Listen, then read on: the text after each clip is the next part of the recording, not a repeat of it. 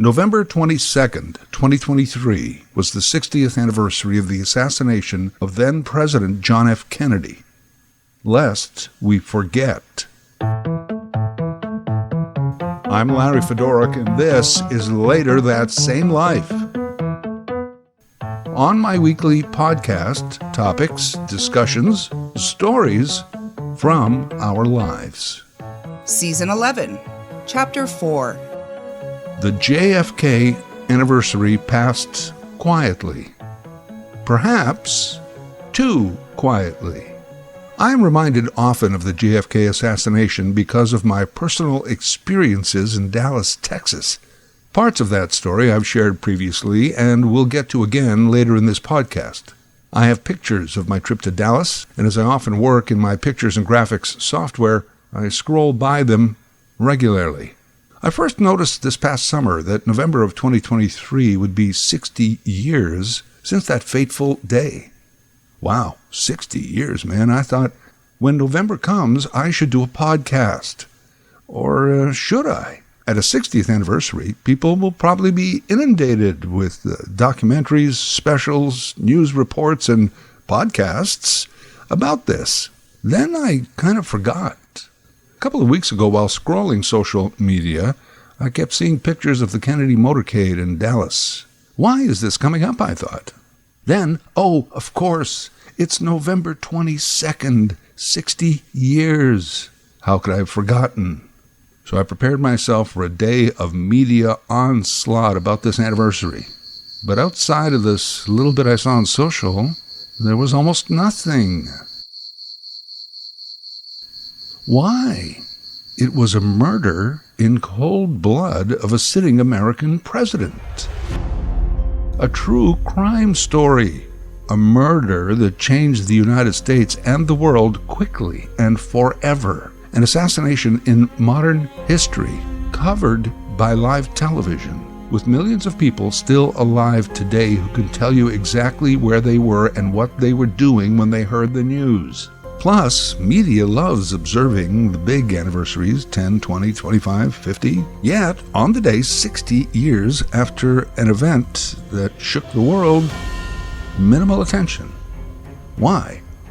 I don't think there was a conspiracy not to cover it, as opposed to a conspiracy to kill the 35th President of the United States, which there was. And don't confuse conspiracy with conspiracy theory. In fact, who killed JFK was one of the first modern, wildly discussed conspiracy theories. But since there's been some hard evidence presented, including a U.S. government House Select Committee on Assassinations, that there was a conspiracy to assassinate the president. But a conspiracy 60 years later, not to give wide coverage to the anniversary? I doubt it. But why did it pass so quietly? Could be a lot of things. Perhaps all of those still alive who remember it well are old. Too old to be catered to by conventional media. Why would they cover a story that only a few old people still care about? That's one possible reason. Another is that perhaps it's just not a good time to be thinking about the violent shooting of an elected official. The times we're in, heightened distrust of governments, uninhibited disrespect for politicians, unprecedented gun violence. Maybe not the best time to keep reminding people that anyone is expendable. Not that Americans need any reminders in this area. They've had 46 presidents. They've assassinated 4, 2 others wounded in attempts, documented assassination plots foiled against another 13, including every president since Kennedy. In the relatively brief history, America has had about 40% of their presidents offed, or somebody planned to off them. The land of the free and the home of the crazed. Another reason to low-key the anniversary might be that there is currently a Kennedy running for president, Robert F. Kennedy Jr., whose father was assassinated while running for the big office, and it was only a few years after his uncle was killed in Dallas. And this is not just me making a loose Kennedy connection. RFK Jr. is married to actress Cheryl Hines, most famously played Larry David's wife on Curb Your Enthusiasm, actually introduced to RFK Jr. by David at a party in L.A. Hines herself addressed the issue during a CNN interview, talking about why her husband is not getting Secret Service protection during his campaign, something they would like. I'm very, very concerned because of his family's history, because of the state of the world right now. It's scary. Maybe it's a combination of all of these reasons. Not enough people are interested, it's just not a good time, and there's a Kennedy running for president. And I'm not saying there wasn't any coverage for the 60th anniversary of the JFK murder, just so little. Back at the beginning of November, filmmaker and actor Rob Reiner launched a podcast called Who Killed JFK? I highly recommend it. It's on most platforms. It's a 10-part series, each episode about 40 minutes, new episodes every Wednesday, and at this point we're about halfway through. It's so well done, enlightening and fascinating. Reiner co-hosts and is executive producer with a team of at least a dozen others, including seasoned journalists and Kennedy legacy researchers. Reiner names names and logically walks us through an intricate web of people and events that led up to November 22nd, 1963.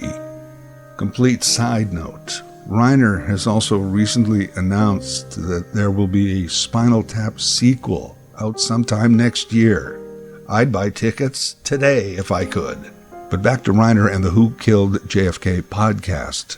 Near the beginning of it, Reiner relates exactly where he was and what he was doing on that day. He was in a high school physics class. A student came in and whispered into the teacher's ear. The teacher shared the news with the rest of the class and then sent them home for the rest of the day. It was a Friday. Reiner and the world spent the day and the weekend glued to their televisions. Back then, television was just a kid. This type of coverage was first of its kind for this young medium, and rarely, if ever, matched. I mean, think about it. Most of us didn't see 9/11 live. We just saw it played endlessly in a loop on news channels. Today, we view footage at will, on demand, on YouTube and others. Then we share it with our comments. And then there's comments about the comments. In 1963, we were in our homes alone with our TVs, watching this unfold.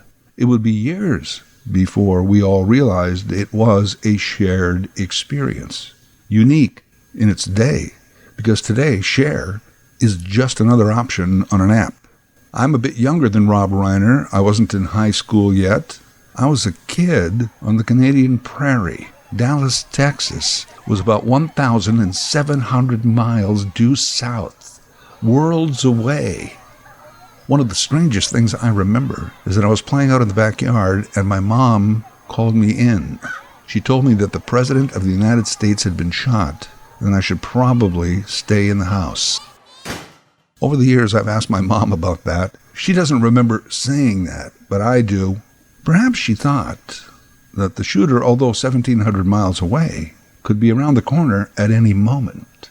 I think really what it was the Jesus Christ Easter concept. Growing up Catholic, at Easter, during Holy Thursday, Good Friday, and Saturday, I wasn't allowed to do anything fun. No playing, no TV, no hijinks. Jesus is dead. Be respectful. We must quietly mourn. Every year, Jesus was dead. Hey, we all know how this turns out. He's coming out of the cave. Someday he'll be alive again. Oh, but no, sit down, shut up, and be appropriately sad. I think with Kennedy killed, Mom simply invoked the Jesus protocol. So I was called in from the joyful outdoors to the solemn indoors. The difference here was that I was allowed to watch TV. And what was on TV? Wall-to-wall coverage. The next day, with a bowl of sugar pops. Less than 24 hours after the President of the United States was declared deceased. From Dallas, Texas, the flash, apparently official, President Kennedy died at 1 p.m. Central Standard Time, 2 o'clock Eastern Standard Time, some 38 minutes ago. I see Lee Harvey Oswald shot to death by mafia-connected nightclub owner Jack Ruby. A far cry from the usual fare of cartoons. Live TV. That's frozen in my brain, along with the image of Lyndon Johnson being sworn in on Air Force One, with Jackie Kennedy at his side, still in her blood-stained suit. There was the funeral and little John John's salute as his father's casket passed by. Could he at that time possibly understand the magnitude of what was going on? I've been carrying these images for 60 years, the anniversary of which just passed quietly. Incidentally, since 1964, Jackie Kennedy's blood-stained suit has been kept at the U.S. National Archives Administrative College in D.C. It is held in a custom-made, acid-free, temperature and humidity-controlled box. As last surviving immediate family member, it legally belongs to Caroline Kennedy. But in 2003, an official deed of gift was secured by Caroline. She stipulated that the outfit be kept at the National Archives, but could not be made available for public viewing until the year 2103, at which time the family keeper of the deed could decide again if this suit would be viewed publicly, if ever. Jackie's shoes, handbag, and stockings are wrapped in a towel also in that box. The whereabouts of the white gloves and that pink pillbox hat are unknown. Initially, the hat went to the Secret Service, who then turned it over to Mrs. Kennedy's private secretary. Then it just disappeared. Hasn't been seen since.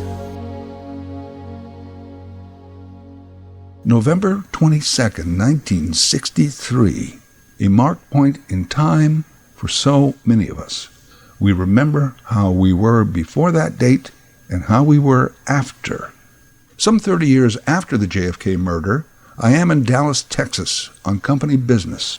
My boss and I found ourselves with a few free hours one afternoon, so we took the rent-a-car to Dealey Plaza and walked into the Texas Schoolbook Depository.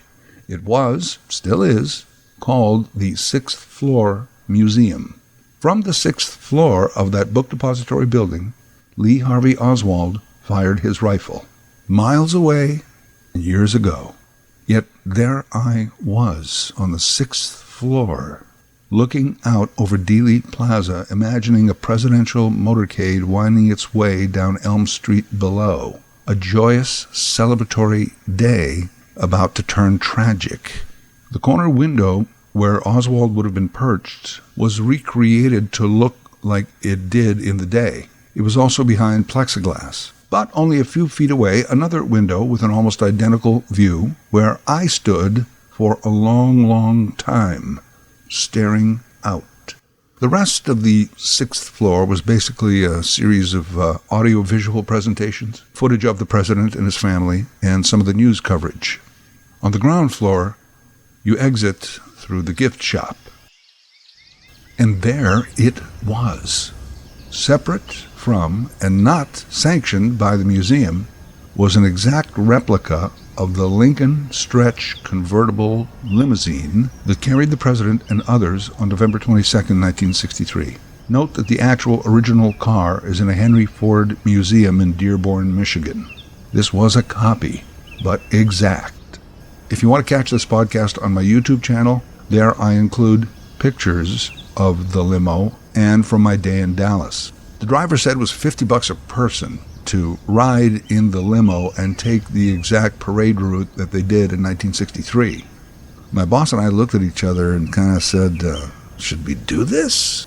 It felt creepy, inappropriate, and $50. No thanks. Okay, $50 for the two of you. Okay, well, still creepy, still inappropriate, but half the price. You know what? Let's do it. We flipped for who sits where. I lost the toss. He took JFK's seat. I sat in Jackie's. This replica had 2 tiny speakers mounted just behind us. As we drove the parade route, the speakers featured the sounds of the day. People lining the streets, clapping, cheering. You could hear police motorcycles and so forth. Main Street, right onto Houston, left onto Elm, and in front of Dealey Plaza. And at the exact spot on Elm, we hear shots ring out in the speakers, screams, and suddenly our driver floors it and accelerates rapidly, driving us part of the route taken to Parkland Hospital. And then he quietly circles back to the museum, depository building. The ride is over. Inappropriate, creepy, touristy, tawdry, gauche, sleazy, vulgar, dumb, and one of the best things I have ever done. An immersive experience, old school. The Kennedy murder was a first in another way.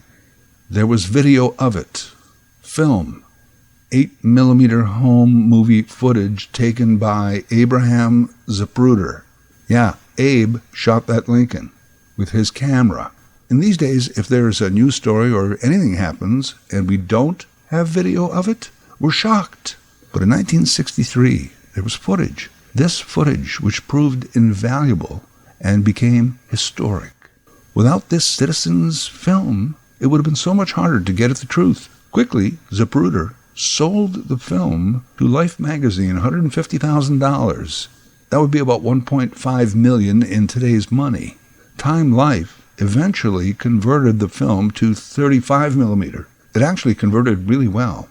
And though the original was underused by investigators like the Warren Commission, it became an essential tool to the Executive Committee on Assassinations and other freelance investigators. For me, living those days in that small town far away, and then having seen this footage dozens of times over the years, to be in that car traveling those streets, yeah, that was worth it. That and standing at that window on the 6th floor, later walking around Dealey Plaza, going to the grassy knoll, being approached by dozens of people who were there every day passing out leaflets. Learn the truth about the JFK assassination. Although I haven't been to Dallas since, I imagine there's still people there every day on that same mission. For me, that afternoon is most memorable, and in an odd way, closure of a kind. I know that may sound ridiculous because I am in no way even remotely connected to the Kennedys, but those were traumatic times for us in a way as well. We all shared them 60 years ago, but after my trip, they were somehow different in my memory. We've never really stopped obsessing over what actually happened before, during, and after that day in '63. That's why I'm surprised the coverage was so minimal. A couple of people in that Rob Reiner podcast are writers and journalists who have been investigating this for decades, interviewing everyone connected, Warren Commission members, CIA operatives, Lee Harvey Oswald's doctors, his fellow Marines, on and on. It is a tangled web, but it all starts to make sense the more connections you make. I wish the 1991 Oliver Stone movie JFK was a better film. I mean, Stone is terrific, but his movies tend to grab you by the scruff of the neck and then yell at you. Otherwise, it was based on a lot of evidence uncovered after the 1964 Warren Commission, which was a travesty. This Rob Reiner podcast deals with many of the same facts, but in a more quiet and thoughtful manner, much less cinematic. I chanced upon this podcast by accident. I'm glad I did, because that, along with the lack of coverage about the anniversary, reminded me how important this event was in its time and of our time. We owe a lot to the people who kept on asking the questions, pointing out the inconsistencies, digging deeper. Trust of governments and government organizations are at a low. They started falling by over half as a result of facts coming out about the Kennedy assassination. Americans found out that their governments weren't always working for them, and the people with the beef could conspire and get away with murder. After JFK, there were assassinations of RFK and Martin Luther King Jr. There was Vietnam, the Pentagon Papers, Nixon and Watergate, Reagan shot, Clinton, W, and Trump. Only little bits of respite in between.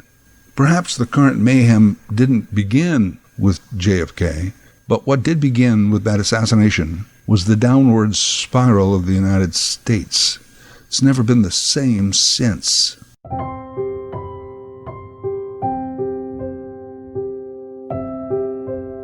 In a time when truth has to be explained over and over, while lies are instantly and blindly believed, it would have been nice to have more attention paid to the Kennedy assassination on the 60th anniversary, as a reminder, as a way to explain the devastation of lies, cover-ups, and agenda-driven politics.